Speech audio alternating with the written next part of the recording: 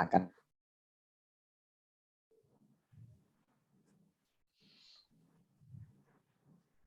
Baik, selamat sore Pak Akso.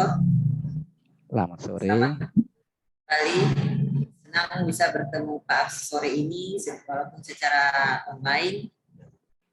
Saya senang bisa belajar lagi terkait public speaking dan kabar gembiranya saya lebih percaya diri di beberapa kegiatan di kantor dalam hal berbicara di depan teman-teman. Dan harapan saya semakin hari dan pada akhirnya setelah selesai kegiatan ini saya mempunyai kepercayaan diri 100%. Sekian dan terima kasih Pak Akso. Ini oke. Bu Yuli kok suaranya pelan sekali ya Bu Yuli ya? Ya Pak. Suaranya pelan. Sini lagi hujan Pak. Oh lagi hujan. Oke. Ya. Good. Nah kita lanjutkan di sini Bu Yuli. Kemarin kita bahas tentang bagaimana sih memanfaatkan pengetahuan kita tentang otak manusia. Ini sebuah pendekatan yang digunakan oleh banyak orang memahami. Ini sebuah pendekatan, ada namanya otak kanan, ada otak kiri. Intinya adalah pada saat kita menyampaikan materi, pastikan bahwa materi kita itu secara otak kiri, logis, urut, sistematis, dan analitis. Ada data, ada riset yang kita sajikan kepada audiens kita. Apalagi kalau audiens kita adalah orang-orang yang memang para akademisi dan orang-orang yang menyukai data-data atau fakta-fakta. Selain data, fakta, logis, sistematis, dan urut terstruktur, kita juga berikan sentuhan yang lain dalam bentuk apa? Dalam bentuk kreativitas, konseptual, gagasan. Artinya apa? Kita berikan ada imajinasi, ada lompatan berpikir. Kenapa? Kalau kita hanya fokus kepada yang kiri, orang akan cenderung bosan itu.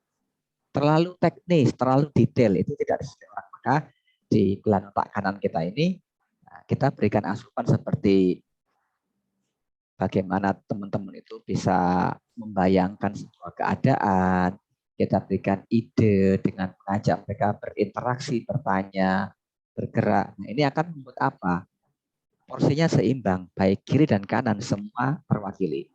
Jadi kita kesannya tidak terkesan logis matematis, tapi kita cantumkan kan dengan sesuatu yang lebih baik di masa yang akan datang.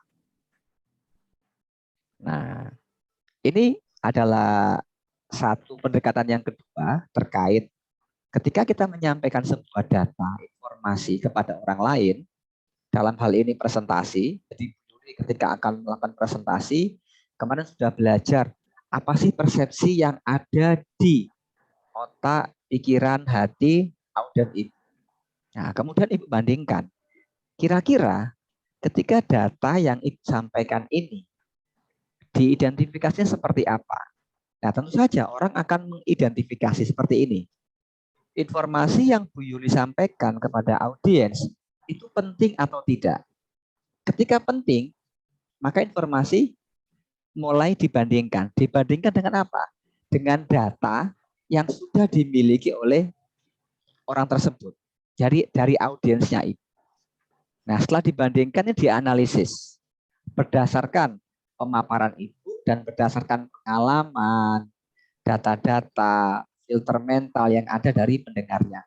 Sampai dia akan memutuskan, oh ini penting nih, ini bagus buat komunitas, bagus buat personal, bagus buat pendengarnya.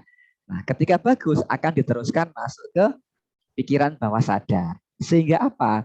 Hubungannya adalah ketika masuk diterima, informasi yang ibu berikan akan bertahan dalam jangka panjang. Istilahnya, ibu menyampaikan sesuatu, ini jangkanya bisa panjang. Tidak hanya seketika diomongin, besok sudah lupa lagi. Diomongin lupa lagi. Dan harapannya nanti, kenapa? Karena di memori bawah sadar itu akan banyak hal-hal. Mulai dari persepsi, belief value, kreativitas, intuisi, kepribadian, kebiasaan, emosi. Kira-kira ketika orang mendengarkan informasi dari Ibu, mereka menjadi emosional atau tidak? Nah, sekarang kita uji dulu. Kita uji sekarang. Nah, pada saat Bu Yuli mendapat sebuah informasi, contohlah saat ini yang lagi marak, yaitu terkait beberapa waktu yang lalu kelangkaan minyak goreng. Nah, bagaimana Ibu Yuli mensikapi atau merespon keadaan kejadian kelangkaan minyak goreng yang ramai di media? Apakah sama yang terjadi di tempat ini? Seperti apa Bu Yuli? Di tempat saya juga mengalami kelangkaan minyak goreng, di mana harganya itu sangat melambung 2 kali lipat dari sebelumnya, dan bahkan pernah untuk 2 liter saja itu Rp140.000. Tapi syukurlah saat ini saya sudah bisa mendapatkan minyak goreng seperti harga normal, cuman memang tidak semudah yang dulu, di mana kapan saja, dimanapun kita mendapatkan. Tapi ini kita harus antri dan menunggu kurang lebih seminggu, stoknya masuk, kita antri, itu pun hanya boleh dapat 5 liter, tapi dengan harga normal. Harga normal berapa sekarang? Normalnya kalau 5 liter itu 70.000, Pak. 5 liter 70.000. Jadi kalau di sana itu belinya langsung berjerigen gitu. Kemasannya 5 liter, Bu. Kenapa, Pak? Kemasan minyak goreng di sana itu per satu kemasan 5 kilogram gitu. 5 liter. 5 liter yang jerigen, Pak. Jerigen ya. Oke. Yang 2 liter juga, seliter ada. Cuman karena saya memang butuh banyak, jadi memang pesannya yang 5 liter. Oh, oke, baik Ibu. Ya, seperti itu. Nah, kira-kira ketika kita menyampaikan sebuah informasi, kemudian kemarin ramai di sosial media bagaimana serunya antara anggota DPRD dengan Menteri Perdagangan, kan seperti itu. Nah, kita sebagai pengamat ya mengamati aja, mengamati bagaimana sih cara anggota Dewan memberikan pertanyaan dan bagaimana cara Menteri Perdagangan merespon, terus bagaimana kita melihat di kanan kiri kita, tetangga kita memberikan sebuah analisis, ya seperti itulah Bu. Itu kan sesuatu yang cukup menarik, Yuli. Dan hal ini bisa kita tarik ke ranah public speaking. Bagaimana caranya? Ya kita membuat sebuah struktur, sebuah konten. Nah, yang pertama, kita kembali ke slide.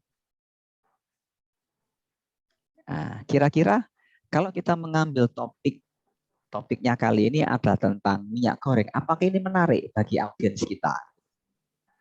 Nah, kalau di kampus itu, di perkuliahan, kemudian di tugas ibu, kira-kira nyambung nggak dengan minyak goreng ini? Minyak goreng dengan tugas-tugas ibu di kantor nyambung nggak? Langsung nggak? Enggak begitu ini. Enggak begitu langsung. Oke. Nah, kita lanjutkan.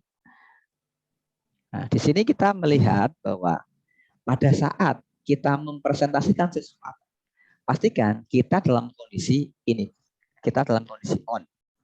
Baik kita sebagai pembicara maupun audiens kita sebagai pendengar juga on. Relax, gembira, bahagia.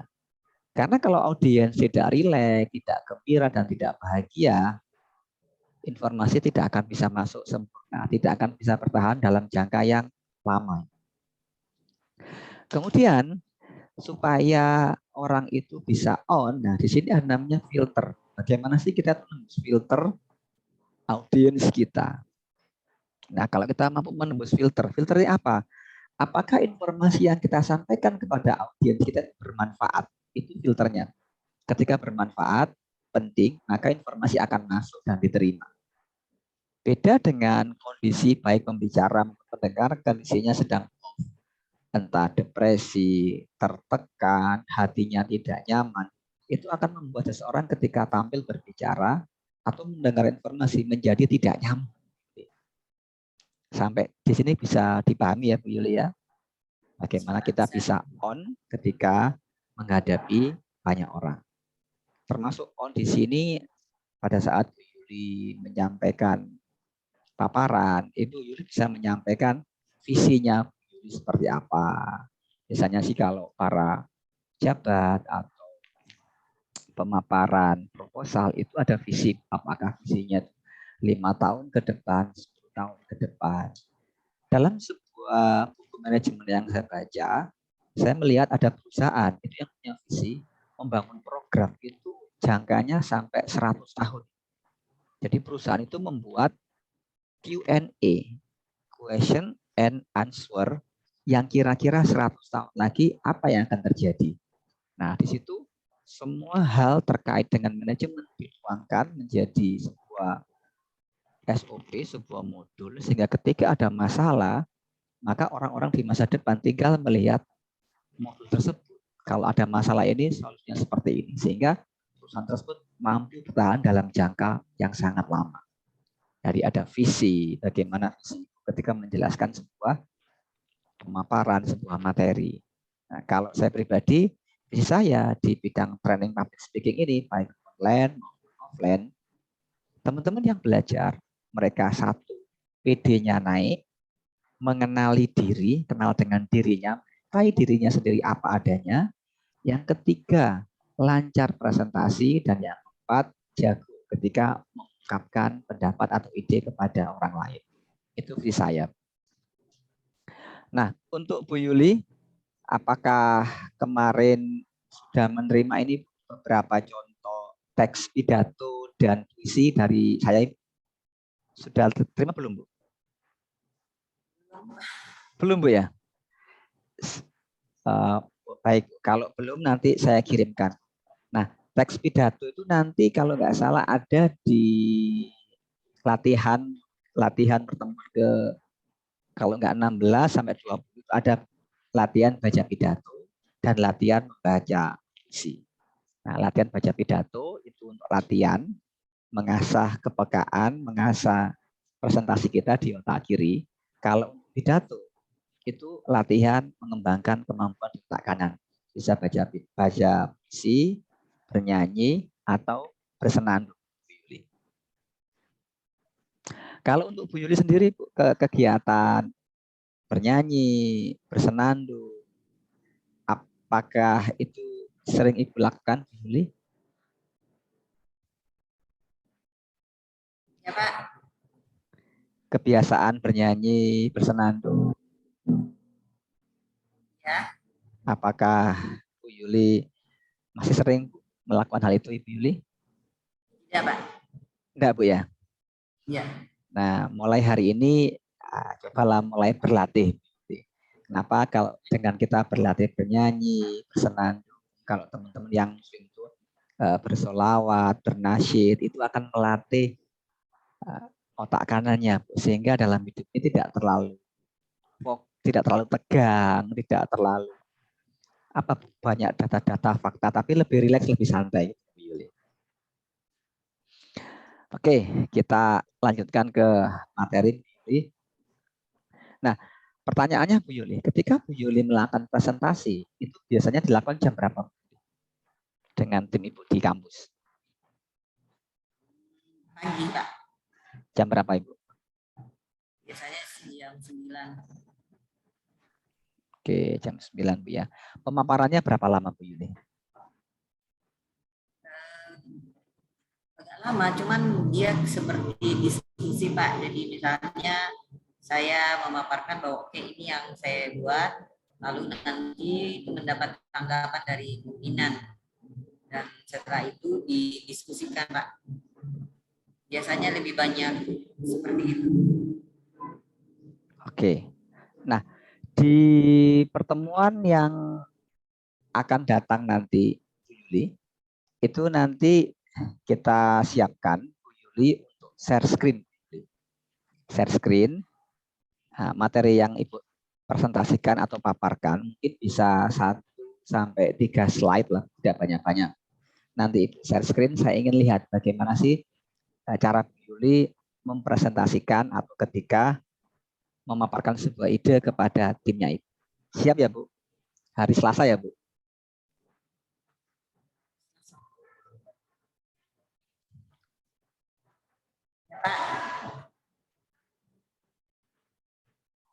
Oke, suara saya terdengar jelas, Bu Yuli?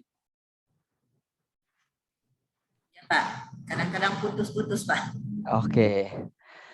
Nah, ini kita masuk ke inti public speaking. Inti public speaking itu ada 3, Bu Yuli. Yang pertama adalah pembukaan, opening. Yang kedua adalah isi atau konten yang disampaikan. Dan yang ketiga adalah penutup. Buka, isi, tutup. Ini public speaking. Secara kerangka seperti ini. Saya tambahkan lagi yang keempat. Namanya tes berbicara atau latihan terus-menerus. Makanya di mentoring kita ada tugas bikin video. Nah, saya berharap tugas itu bisa Ibu Yuli selesaikan 30 video, Bu Yuli. Ya memang itu menyita waktu, Bu Yuli. Kalau nggak pagi ya malam itu.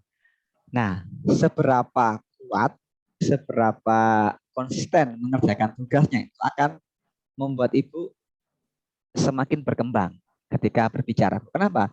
Ada tugas yang dikerjakan. Nah, di sini masuk ke bawah sadar. Oh, ini penting, ini penting, ini penting seperti itu. Buka, isi, tutup, dan latihan. Nah, latihannya ini minimal itu sebetulnya 20 jam. Nah, 20 jam itu Ibu akan mendapatkan standar minimal bahwa Ibu mampu qualified berbicara di depan audiens. Nah, kita latihannya cukup seperti ini. Kurang lebih nanti ada 8 pertemuan, kemudian ditambah mentoringnya 30 video. Itu sudah cukup, ditambah praktek Ibu di lapangan, Ibu akan mendapatkan 20 jam minimal. Dan Ibu sudah menyampaikan bahwa Ibu dapat merasakan progres perkembangan Ibu dari waktu ke waktu. Nah, untuk opening, kita sering mendengar ada kata kutipan. Kutipan ini sesuatu yang kita kutip, yang kita sampaikan di awal-awal sebelum memulai public speaking atau presentasi. Contohnya, tak kenal maka tak sayang maka tak cinta. Karena itu izinkan saya memperkenalkan diri. Nama saya Ilyas Hapso. Nah, itu seperti itu, Bu Yuli. Itu namanya kutipan. Nah, di sini saya contohkan 2, Ibu. Yang pertama, man talatena panena. Siapa yang telaten maka panen. Ini sebagai contoh sebuah kutipan. Atau kutipan dari kitab suci. Bersama kesulitan ada kemudahan. Nah, dalam hidup ini ketika Ibu bekerja atau Bu Yuli melakukan aktivitas, apakah Bu Yuli punya kutipan, Bu Yuli? Kutipan favorit Bu Yuli? Nggak ada, Pak. Nggak ada, Bu Yuli. Oke, kalau nggak punya kutipan, moto mungkin Bu Yuli? Nggak ada juga, Bu Yuli. Nah, ini PR untuk Bu Yuli mencari quote, moto, atau kutipan Bu Yuli. Tujuannya apa? Memperkaya Ibu Yuli pada saat opening public speaking. Nah, kalau kita itu punya banyak Ibu Yuli. Contohnya, kebersihan sebagian dari iman. Nah, kalau Bu Yuli punya quote yang berasal dari kitab suci, silakan diambil. Yang kira-kira Ibu sukai apa? Bersama kesulitan ada kemudahan. Itu contoh quote-quote yang lain, Bu Yuli. Nah, kalau sekarang Bu Yuli paling mudah nyari quote itu di Google. Nah, Ibu tinggal ketik aja di Google kutipan atau kata bijak hari ini. Ibu tinggal ambil salah satu, kemudian sampaikan kepada audiens seperti ini. Selamat sore teman-teman, sebelum acara kita mulai, saya ada satu kata bijak yang ingin saya sampaikan pada hari ini. Sun Tzu mengatakan, kenali dirimu, kenali musuhmu, kemenangan 100% ada padamu. Nah, seperti itu, Bu Yuli. Nah, sekarang pegang HP, Bu Yuli. Pegang. Nah, coba Ya. ketik di Google, Bu Yuli, cari kutipan atau kata bijak hari ini. Silakan, Bu Yuli. Saya beri waktu. Ya, Pak.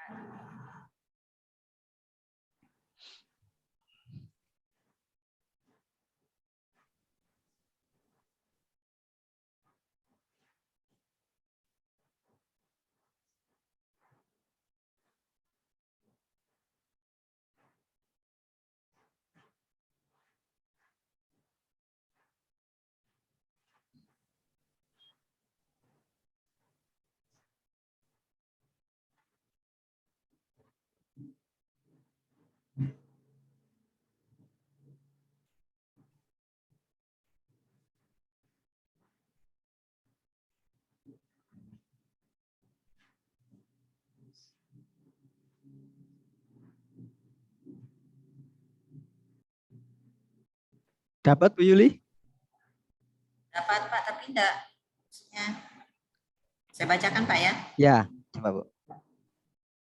Lakukan apa yang membuatmu bahagia.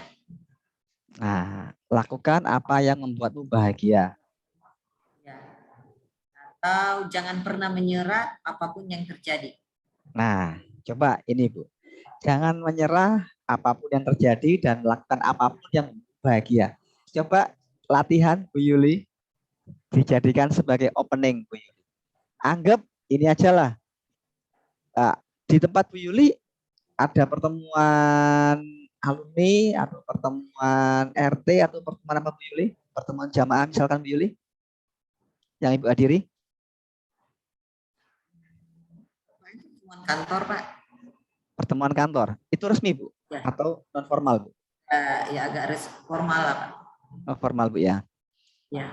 Oke lah, anggap saat ini Bu Yuli di pertemuan kantor, harinya hari Minggu pagi di restoran, yang hadir kurang lebih 20 orang dan Bu Yuli jadi MC-nya. Nah, Bu Yuli akan MC membuka acara tersebut Bu Yuli. Nah, untuk membuka opening MC ini, Bu Yuli gunakan quote tadi. Jangan menyerah dan lakukan apapun yang membuatmu bahagia. Yuk, coba latihan Bu Yuli. Selamat pagi Bapak Ibu, selamat bertemu di pertemuan kita hari ini. Perkenalkan, nama saya Yulianti, saya dari IAKN Toraja. Kita akan memulai acara kita pada pagi hari ini, namun sebelumnya ada kata-kata bijak yang ingin saya sampaikan buat menyemangati kita semua. Kata bijak tersebut adalah jangan pernah menyerah apapun yang terjadi, lakukan apa yang membuatmu bahagia. Terima kasih dan kita lanjut ke acara selanjutnya. Oke. Sekian, Pak.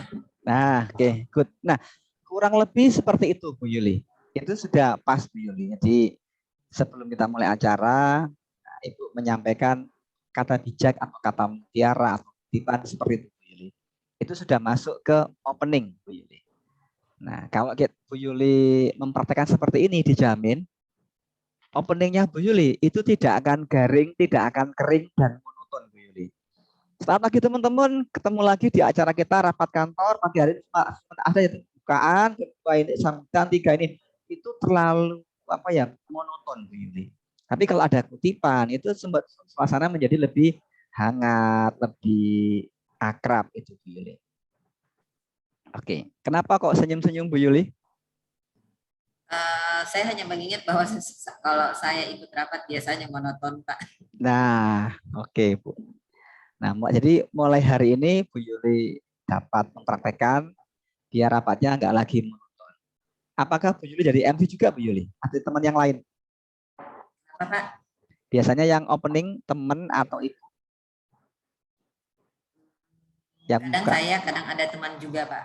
Oke. Tergantung sih rapatnya rapat apa gitu. Tapi kalau terkait pekerjaan saya biasanya diminta untuk opening, Pak. Oke, good. Nah, jadi mulai hari ini untuk Bu Yuli, ketika opening tambahkan kutipan Bu Yuli kayak tadi Bu Yuli. Nah, nanti orang-orang kantor kaget-kaget, Pak. Nah, tentu saja Pak. Pasti kaget Bu Yuli. Ini ada apa kok berbeda gitu loh. Ya sekali-sekali berbeda lah Bu Yuli. Masa nggak ada perbedaan?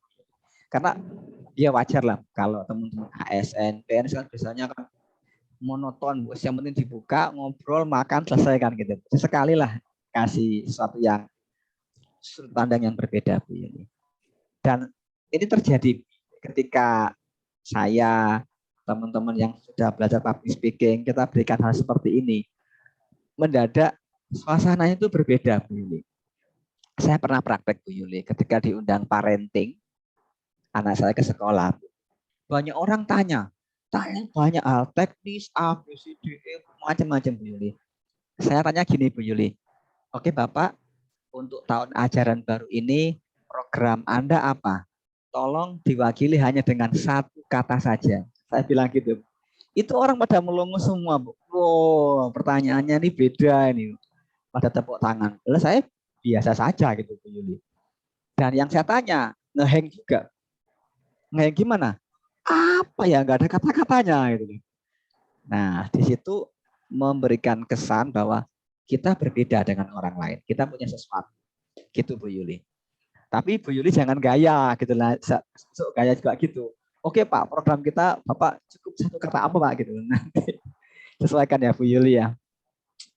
Oke, kita sudah belajar hari ini Bu Yuli tentang beberapa materi terkait mengenal, mempraktekkan otak kiri, otak kanan, kemudian pastikan kita selalu on, gembira, bahagia ketika menyampaikan materi, tidak dalam kondisi tertekan. Bagaimana kalau tertekan?